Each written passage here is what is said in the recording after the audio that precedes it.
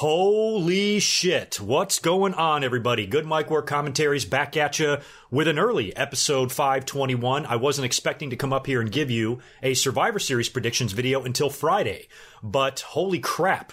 Have things changed in the last 24 hours? A lot of stuff has gone down, and Survivor Series has been flipped completely upside down. This is the second pay-per-view in a row now, in a span of just, 3 weeks, that the two biggest matches on the shows were changed last minute. The two big title matches at Crown Jewel were changed, and then two big matches were changed here for Survivor Series. 3 out of those 4 matches were all changed on the go-home show. So things are just all over the place right now. Luckily, it's looking like WWE might land on their feet here, but we've just got a shit ton to get into here tonight. So, of course, the two big subjects that we are going to discuss is, number 1, Daniel Bryan winning the WWE title on SmackDown, and number 2, Becky Lynch being removed from her Survivor Series match against Ronda Rousey due to the injury she suffered on Monday Night Raw. After we discuss all of that, I will get into my predictions for this Sunday's Survivor Series card that I will be at in person to watch live, and I've got a lot of opinions and ideas of what might go down on that show as well. So this should be a really fun and really interesting episode. If you do not hate my guts later on after I talk about Nia Jax and Becky Lynch, I would love to get your subscription. We are eyeballing 24,000 subscribers on the YouTube channel, so if you want to give me a sub, I would appreciate it, and please like this video, trying to get those likes up every week, and I know this week's going to have a few more dislikes than usual because we've got some controversial shit to discuss. But before we get into the controversial shit, let's start with happy shit. And it might be controversial to some of you. I don't know. To me, it's not. I thought it was pretty exciting and entertaining. And that is, of course, we have a brand new WWE champion 1 year and 6 days after AJ Styles beat Jinder Mahal last year in Manchester for the title. He drops it on SmackDown in what was essentially an impromptu title match in the main event, and Daniel Bryan turned heel. What? Excuse me? I was not home to watch SmackDown. I was at work like I usually am on Tuesdays. I even tweeted you guys, throw me some SmackDown Live updates, and my phone is blowing up, and I look down at it, and I just see a bunch of you telling me that Daniel Bryan is the new WWE champion, and I'm like, what the fuck? So I couldn't wait to come home and take a look at the show. I watched it, watched the main event, watched everything, and decided to get up here right now and give you some comments all of this because I am floored. It took me a few minutes just to pick up all the pieces of my brain off the fucking floor because my head exploded. So on SmackDown, we saw Daniel Bryan win the WWE title from AJ Styles. This was set up in the opening promo. AJ came out to cut a promo about his match with Brock Lesnar at Survivor Series. Paul Heyman then comes out. He kind of comes through the crowd. AJ allows him to speak, and Paul Heyman starts talking about Daniel Bryan. Even calls Daniel Bryan the best wrestler in WWE, and AJ is number 2. Very strange why Paul Heyman would even care to bring up Daniel Bryan, and you knew something must have been up because it was such a strange subject to get on. AJ Styles reminds Paul Heyman that he beat Daniel Bryan just a couple of weeks ago on SmackDown, tapped him out, in fact. So Paul Heyman is full of shit. That prompts Daniel Bryan to come out to the ring, and he's a little edgier. He seems a little bit ornery, and he tells AJ Styles not to bring his name up again or he's going to punch him in the face. He claims that he respects AJ, but he's still a little bit irritated at him. AJ calls Daniel Bryan's bluff and mentions his name. Daniel Bryan then decks him, and they have a little brawl. We go to commercial, we come back, and there's kind of a pull-apart going on in the back, too. Shane McMahon is there trying to separate Daniel Bryan and AJ Styles, who are both trying to get a piece of each other. Shane is screaming. This is actually all pretty well done acting. I mean, this looked like a very intense situation. I got to give credit to AJ, Daniel Bryan, and Shane McMahon for making this look really good. Shane is screaming at these guys to shut the fuck up. He gets so mad. He says, fine, since you guys want each other so bad, and AJ, you're begging for the match is going to happen tonight. The WWE title is on the line. You're defending against Daniel Bryan. And while they were at it, they also announced that Daniel Bryan is going to be off the Survivor Series team, which makes sense, but part of me feels like if I was watching the show live, I might think that that is going to be a spoiler, because why would you take Daniel Bryan off of the match early? Why would you remove him from the team early before he's even won the title? I can't remember how they explained that away, but I guess they wanted to do that because they don't have enough time. They don't have another week for them to announce a new team member. The show is this Sunday, so they had to kind of fast forward a little bit, take Bryan off the team early and just hope that the fans don't see the title victory coming in the main event, I guess is what they're thinking there was. So Daniel Bryan, because he's getting the title opportunity, he's off of Team SmackDown. The Miz, who is now co-captain, actually winds up adding Jeff Hardy to the team. So Hardy is going to be the one to replace Daniel Bryan. And Jeff Hardy would also ironically be the one to replace AJ Styles because I guess since he lost the title, he didn't compete in the Mixed Match Challenge, and Hardy took the place of Styles to team with Charlotte. Kind of a North Carolina connection there. So you fast forward to the main event now. It's AJ Styles versus Daniel Bryan. Decent little match. The finish sees the ref take a bump. He goes down, and while the referee is selling the bump, Daniel Bryan out of nowhere just nails AJ Styles with a low blow. Kicks him right in the nuts. He even has a perplexed look on his own face like, oh my God, I can't believe I did that. The fans couldn't believe he did it. The announcers couldn't believe he did it.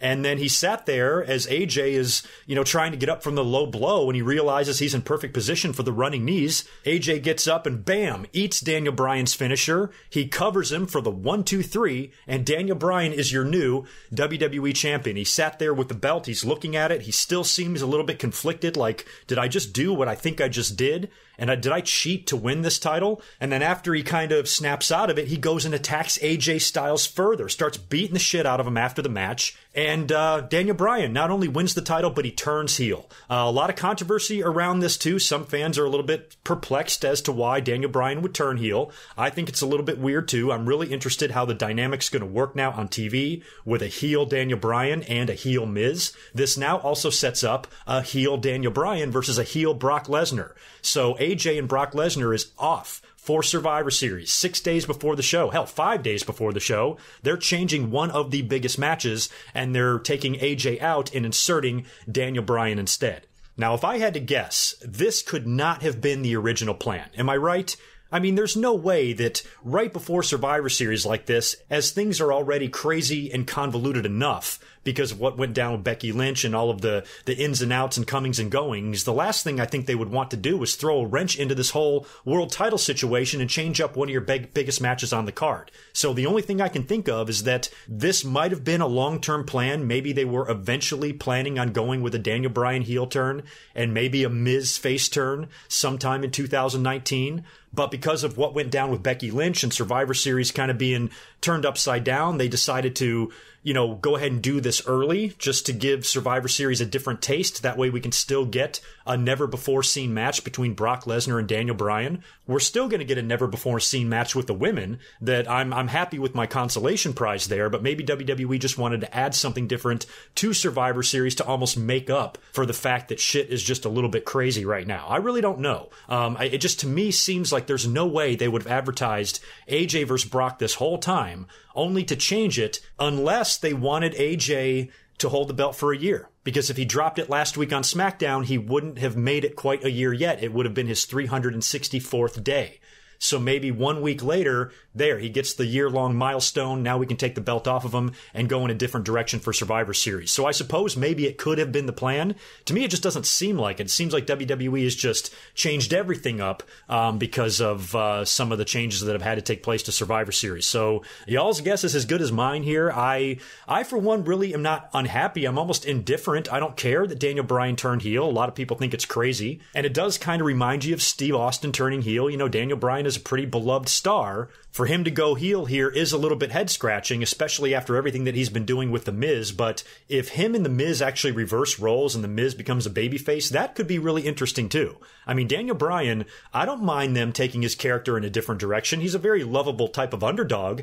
But if he wants to be an asshole for a while, let him be one. I mean, hell, even last week when he was interacting with The Miz backstage when they were trying to determine the Survivor Series team, it was kind of funny when they bonded a little bit. They finally agreed with each other, and their relationship is almost becoming, kind of amusing. And as long as it doesn't get too cartoony, I really don't care. I kind of like the interaction between the two. And now that Bryan is a little bit more of a jerk, it might be interesting to see how he interacts with The Miz on TV going forward. I really don't know how that's going to work out. I also don't know if AJ Styles is going to want to get revenge on Daniel Bryan. As of right now, AJ Styles is off the card. AJ Styles is not even competing at Survivor Series. He went from being in arguably what could have been the main event match to not being on the show at all. What the fuck? Is there an injury or something I don't know about? I would have assumed that AJ would take the place of Daniel Bryan on Team SmackDown and they would just switch him. But Jeff Hardy took the place choice of Daniel Bryan on Team SmackDown. So I don't know what AJ is going to do here. So maybe if they want to go with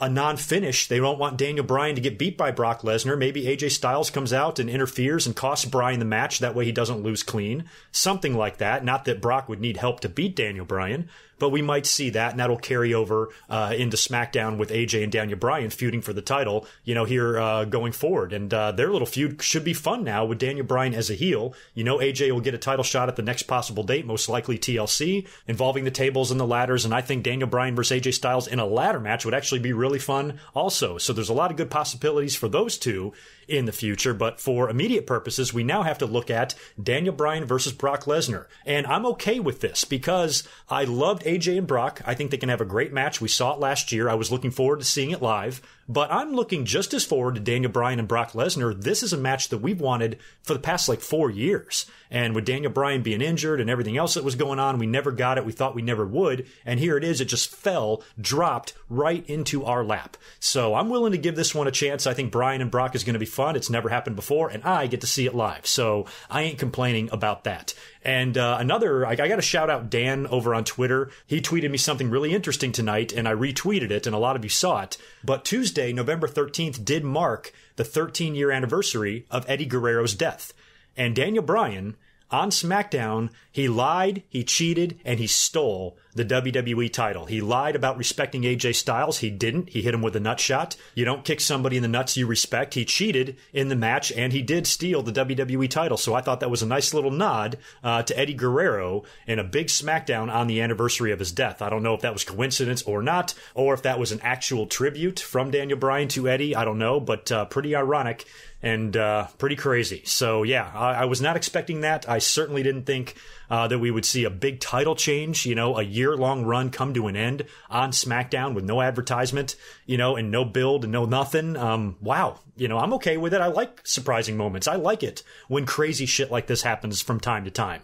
I'm not pissed. Hell, I want to be the first one to congratulate AJ Styles on one of the better WWE title runs we've seen in a while. I'm very much Team AJ. I think he's just amazing, and I'm so happy that he came into the WWE and had the success that he has, and he's treated with respect by the WWE. They put him in there with everybody, every big name opponent. He's wrestled them all, and he's had 2 pretty big title runs in the company since he's been there as well. And that's something that if you would have told me would happen 10 years ago, I would have said you were out of your fucking mind. So hats off to AJ for a great run. Sad to see it come to an end, but at the same time, also really excited to see where they go with Daniel Bryan. And I just hope, and I keep my fingers crossed, that a Daniel Bryan heel turn doesn't turn out to be a mistake.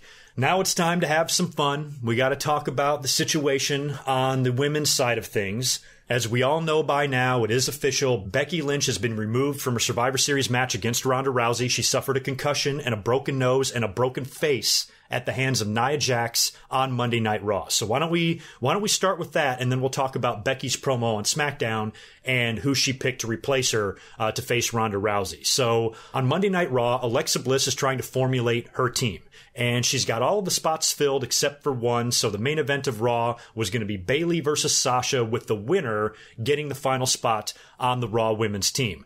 Alexa Bliss apparently just made this match to amuse herself because we never even saw a finish. Tamina and Nia Jax hit the ring and started beating the shit out of both of them. And then Alexa got on the mic and announced that the final spot would go to Ruby Riott. So Ruby is going to round out the 5 on the women's team. And as they're all in there in the ring doing their thing, they cut to the back. They go to the big Jumbotron and they show Becky Lynch in the locker room attacking Ronda Rousey, putting her in the disarmor and trying to literally rip her arm off backstage. She's wearing a SmackDown shirt. She's beating the hell out of Ronda Rousey. The Raw girls are in the ring looking on in total shock, and then Becky Lynch's music hits. She starts coming down to the ring. She approaches the ring and stops, and that's when the entire SmackDown women's roster hits the ring, attacks the Raw girls. A big brawl ensues.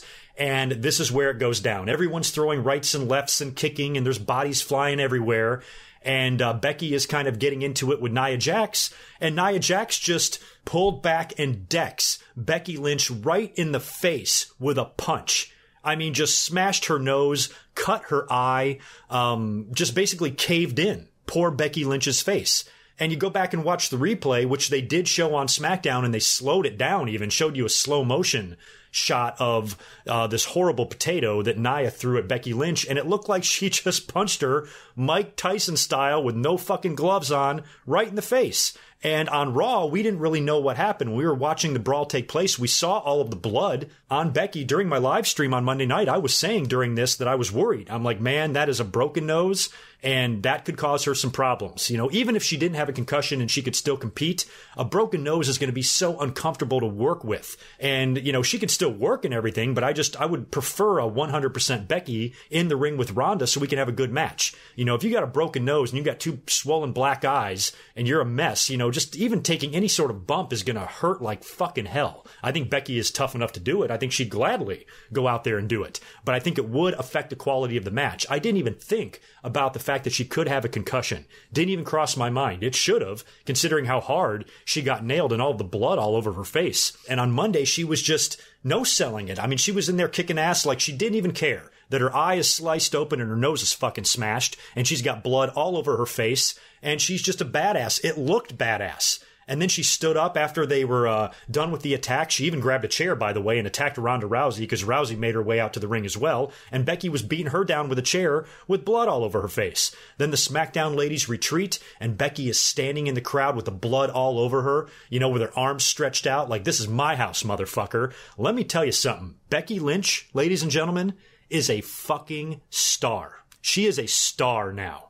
She's a made man. Because that was awesome. It just looked so good. It really helped, you know, illustrate what a tough competitor Becky really is, because that's her gimmick, you know, and for her to go out there and get her face mangled, you know, and no sell it like she likes it. You know, John Cena, kind of the same thing when Seth Rollins relocated John Cena's nose to the side of his head.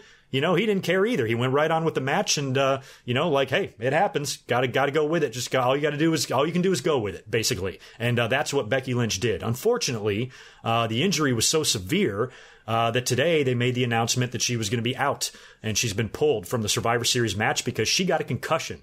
And when you watch the replay that they showed on SmackDown, I'm not surprised she got a concussion. She caught one right in the face. I'm devastated about this because I was really looking forward to Becky Lynch versus Ronda Rousey. So I'm just as disappointed as everybody. I think the timing sucks. I think the timing is horrible. You know, you watch the replay and you see what happened. It's like, God damn, why did this happen? It could have been avoided. You know, if we were just a little bit careful out there. If this happened 3 weeks ago or a month ago, you know, Becky Lynch might be able to recover in time to still have her match with Ronda Rousey. But this happening so close to the pay-per-view just destroys what was, to me, the match I was looking the most forward to.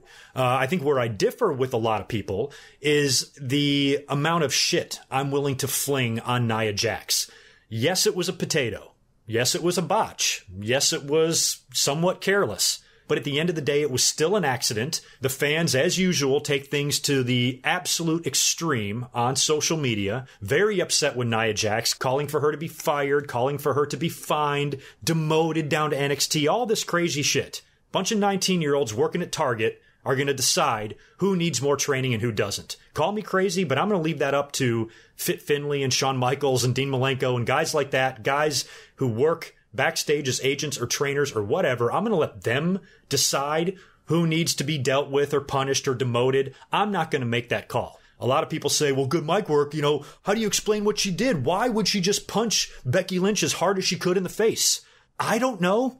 You know, I'm watching the same video you guys are. This has nothing to do with me. Don't yell at me. Why Nia Jax hit her that hard, I don't know. Heat of the moment, you're in a brawl. Nothing is really scripted out. When you have like just a brawl like that, you know, it was nowhere written that, you know, Nia and Becky were going to go fight on the far side of the ring or anything like that. You just kind of improvised that shit and she just got carried away and hit her with a punch. To me, it was crazy that she hit her that hard because what we saw earlier, we saw the videos earlier on in the day. It was like fan cam footage and it didn't really look that bad from far away. It looked like it was just a stiff forearm. And I didn't really even see where she caught Becky in the face or how it would have busted her that bad. It wasn't until the SmackDown video when they show that slow motion of Nia's fist just caving in Becky's face. You're like, damn, Nia, what were you thinking? So yeah, I think I'll totally admit that Nia threw one of the biggest Idahos ever fucking witnessed in the world of professional wrestling, but I don't think, there's no way there was any malice involved there. Fans were so mad that they were actually insinuating that Nia Jax purposely went out there to injure and maim one of her peers. Why would she do that? Why would she do that knowing the shit that's going to come down on her from not only the fans, but probably management? If you shoot on somebody, cause a huge problem with your pay-per-view, your biggest match arguably on the show is now out the window because you purposely went out there and hurt somebody, you could easily lose your job for that. So I seriously doubt that Nia Jax meant to hit Becky in the face that hard on purpose and wanted to break her face. I think Nia should have been careful. I think it was reckless, careless. Nia already has a history of this. She's hurt a couple of girls. She hurt, I think, Zelina at Evolution. She's almost fucked up Charlotte once or twice. I think Bayley as well. So she's got a little bit of a track record doing this, kind of like Brie Bella, who was injuring people here or there. So the fans are all up Nia Jax's ass. But for me, look, I'm not going to take it that far. If you guys want to go fucking ape shit on social media, then go right ahead. But I'm never going to crucify somebody, and I'm never going to wish that their livelihood would be taken away. I just don't think that way. If you want to go that crazy, you're welcome to. That's your prerogative. Hell, I invite you to get your own YouTube channel and say that shit on your own videos. So for me, I'm willing to forgive Nia. I don't know what's going on behind the scenes with Becky. I don't know if there's heat there, if Becky's mad, if she understands. Whatever the case may be, I don't know what the other women are doing, if they're rallying around Nia or if they're distancing themselves from her. Is any other wrestlers going out on social media talking about what a careless piece of shit Nia Jax is? Or is that just the angry fans that can't control their fucking emotions? Every single wrestler that has ever lived on this planet has thrown their share of potatoes. Every wrestler on this planet has botched or made a mistake or potentially threatened their own lives or somebody else's. It happens. There's a fairly successful YouTube channel out there. I don't know if you've seen it. Matthew from Botchamania. He comes out with a video literally every week, about 30 minutes long, of botches. Every single week. Is he ever hurting for footage? Is he ever having trouble finding footage of guys botching shit? Hell no. He has more than enough material to supply him for a lifetime. But as angry as I am and as stupid and needless as the botch was, and I definitely think Nia should, be held accountable. I mean, she's paying the price right now. Just from the shit that she's getting from all directions is probably not fun. And I certainly don't think that fans should be calling for her head. And I just think, I don't know, I guess it just personally bothers me. There's a guy on Twitter today that was telling me, he's like, man, GoodMicWork, what's annoying about you is you just always tend to go against popular opinion. And that's kind of right. A lot of times I do, but that's only because the popular opinion when it comes to situations like this generally is very reactionary.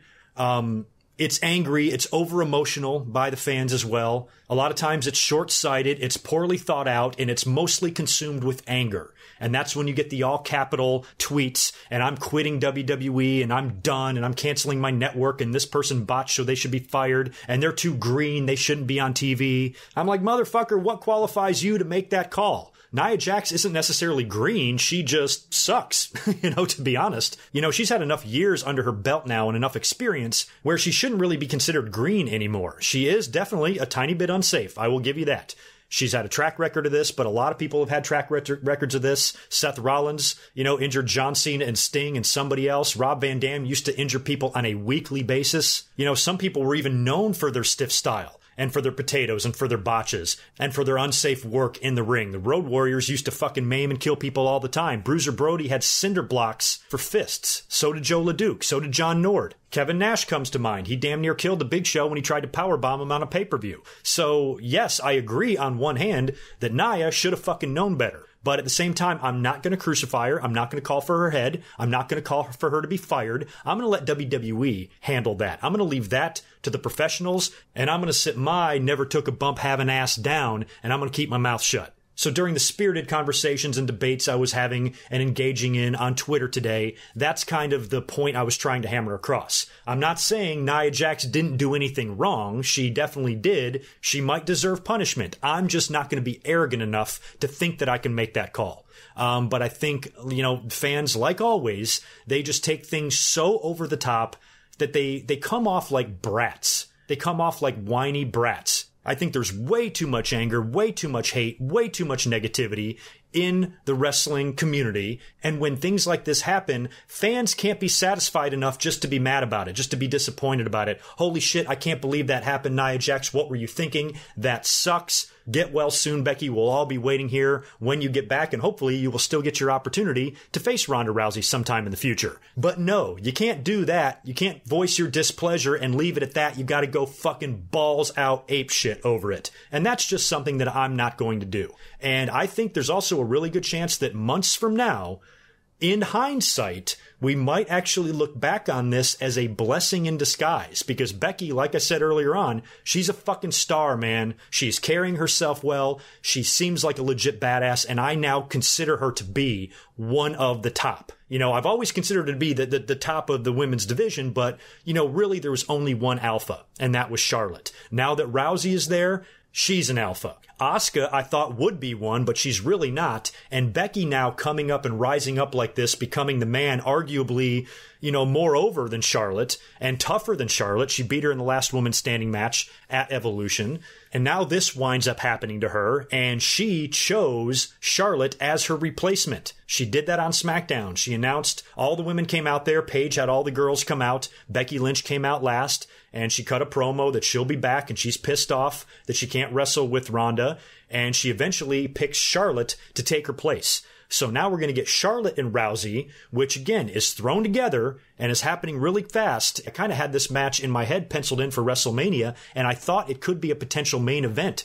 You know, the girls could finally main event a WrestleMania, and you can do Charlotte versus Ronda Rousey. It will be an epic match. I would love to see it. But now with Becky out, WWE probably felt they have no choice but to insert Charlotte into this match. That way we still get a first time ever type of affair. And what I think might wind up happening now is Becky and Charlotte might reverse roles. Charlotte might play the role of Becky Lynch. And I've always said, you know, when Becky Lynch was involved in this match with Ronda Rousey, I said that Ronda Rousey is probably going to win at Survivor Series. That's who I'm picking to win, is Ronda Rousey. Fans got all uppity about that because they love Becky Lynch and they don't want to see her lose. And they're like, she shouldn't lose at Survivor Series. It would make no sense. When just a year prior, nobody wanted Asuka to lose her streak, but now Ronda losing it, it's okay because she's in there with somebody you like. So I thought no matter who Ronda Rousey faces at Survivor Series, she doesn't lose. I think Ronda Rousey's first loss comes at WrestleMania. And I thought that might wind up coming against Charlotte in a big main event match. But now that they're doing Charlotte and Rousey now at Survivor Series, maybe Becky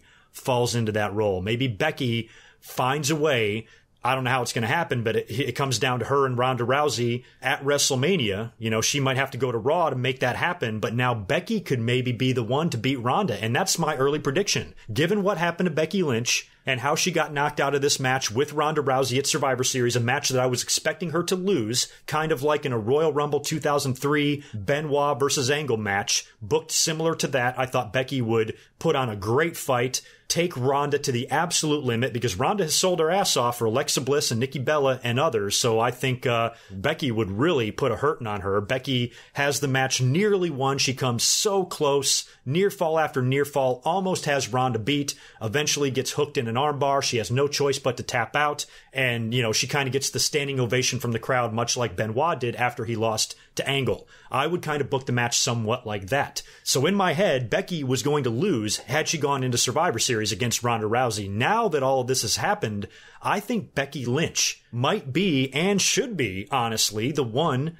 to dethrone Ronda Rousey. That would be fun. That sure would make the fans happy, because everybody's so anti-Charlotte right now, especially after Charlotte ended Asuka's streak last year. If she went into WrestleMania and did it again to Rousey, all the fans would be whining like little bitches about it. So this might turn out to be the better scenario. Have Becky be the one to beat Ronda. That's what I want to see. So whether they do that at Royal Rumble or WrestleMania or whatever, now at this point, I think if you can figure out a way to book and build to Becky and Ronda at WrestleMania, that's the match you do. But then again, with Becky being healthy, they might want to give it another shot. They might want to put a interpromotional match together at TLC or Royal Rumble. I really don't know. But if I had my choice, I would save it. I would save it for WrestleMania, and that's the direction I would go in now. Like I said, I think WWE can land on their feet here. I am looking forward to Charlotte and Rousey. It's thrown together last minute.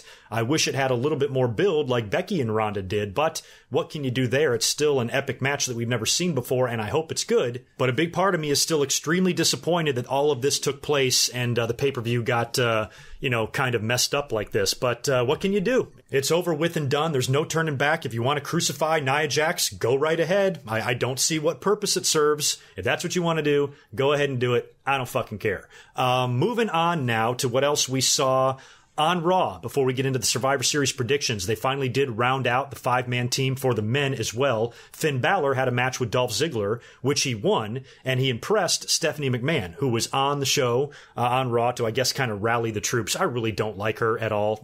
I was not looking forward and did not enjoy seeing her on Raw at all, and I tried to tune her out and not listen to her, but she did add Finn Balor to the team after he beat Ziggler, and then Bobby Lashley had a qualifying match against Elias. And the winner of that would also make it onto the men's team. Bobby Lashley wound up winning that, which is fine with me. I didn't really see Elias being on the team. Elias' spot on the card seems to be in an entertainment capacity, comes out there with a guitar every week, hasn't really had any meaningful angles or storylines yet because WWE really feels like he doesn't need one. I would like to see him involved in one, but being Intercontinental Champion or anything like that just doesn't seem like it's something that's in the cards for Elias right now. So this way, with him not on the team, he can come out there and entertain us in Staples Center. And since Survivor Series is in LA, I'm just saying, maybe. Don't know what he's doing, don't know what he's up to, don't know what part of the world that he's in. But if The Rock is hanging around Tinseltown, would be pretty cool to see him show up at the Staples Center and do that duet with Elias that we wanted to see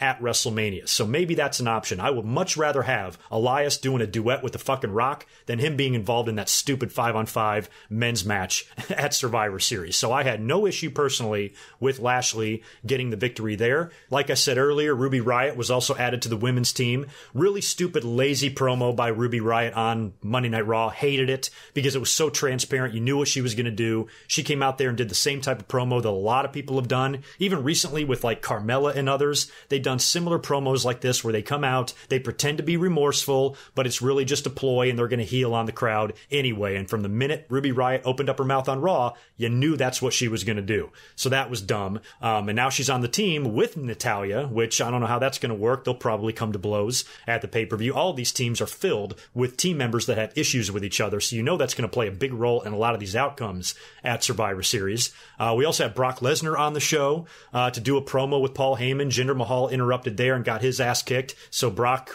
basically just burned an appearance to have a Paul Heyman promo and to beat up Jinder, which is actually fine with me because he put a hurting on the two Singh brothers as well. Suplexed them, halfway to fucking Mars. That was fun. Chad Gable and Bobby Roode won a battle royal that gave them the right to be the captain for the big tag team 5-on-5 match at Survivor Series that will be taking place on the kickoff show. And we saw Dean Ambrose cut a promo with a burning trash can where he burned the Shield vest. So in a nutshell, that's kind of your Monday Night Raw. Big stories of the week, of course, though, were Becky Lynch being knocked out of Survivor Series and Daniel Bryan, new WWE champion, and now going on to Survivor Series to face Brock Lesnar. Speaking of Survivor Series, we're going to start with the kickoff match, 5-on-5 tag team elimination match. So essentially, this is a 20-man tag. I'm going to go Team SmackDown on this. I think SmackDown is much stronger. You've got the New Day and the Usos on that side, so I'm going to go SmackDown there. We have the Authors of Pain taking on the Bar. I love the Bar. They do have the Big Show with them. Part of me really wants to pick the Bar. I think I should because I need as many SmackDown teams and talent to win as possible here, but I really just don't know how you beat Authors of Pain. Is that what you want to do right now? So even though I think SmackDown needs this victory, I'm going to go with AOP to defeat the Bar somehow. We have Buddy Murphy defending the Cruiserweight title against Mustafa Ali. I love Mustafa Ali. I love him, and I really want him to be Cruiserweight champion, but Buddy Murphy just won the belt. I maybe keep it on him at least until the beginning of the year and don't do a title switch quite yet. So I'm going to predict Buddy Murphy to retain the Cruiserweight title in that one.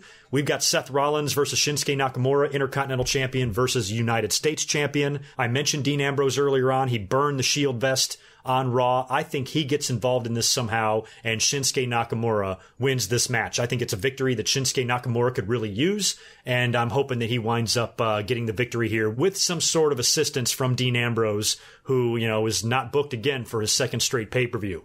We've got the women's 5-on-5 match. Those teams finally have been set. On the Raw side of things, we've got Natalya, Nia Jax, Tamina, Ruby Riott, and Mickie James taking on the team of Asuka, Carmella, Naomi, Sonya Deville, and we don't know. We don't know who the fifth person is going to be. It was supposed to be Charlotte. She was supposed to captain the team, I believe. But now that she's taking on Ronda Rousey, they don't have the fifth woman announced. So who's it going to be? I think there's really only one option here, and I think that's Nikki Cross. And if it does turn out to be Nikki Cross, I'm definitely picking SmackDown. You've got Asuka on that team. I'm still holding out hope that she's not completely lost and Asuka can start going on a run again and winning. I think she was the sole survivor last year. I might be wrong about that, but I think she was. And then, of course, she won the Royal Rumble. So it would be nice to see Asuka dominate again. So if you have Asuka and you got Nikki Cross on the same team, I like Sonya Deville as well. I'm really hoping that SmackDown gets the victory in the women's 5-on-5 match. So I'm going to predict them. The men's 5-on-5 match. We've got Team Raw, captained by